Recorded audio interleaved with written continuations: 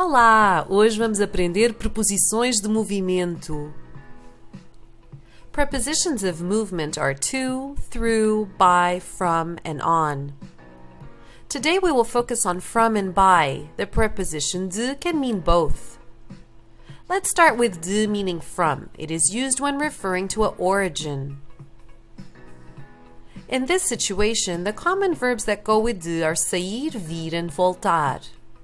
Remember that the pronoun de can contract with the definite articles.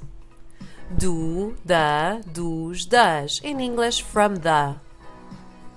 Eu venho da praia. Eu saio de casa.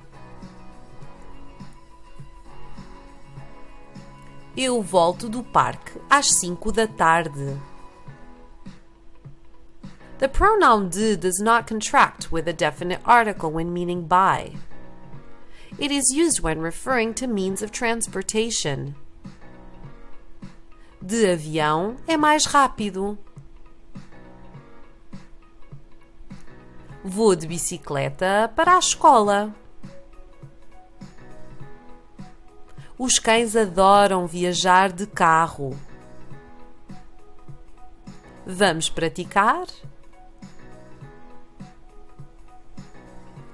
Follow us on Facebook.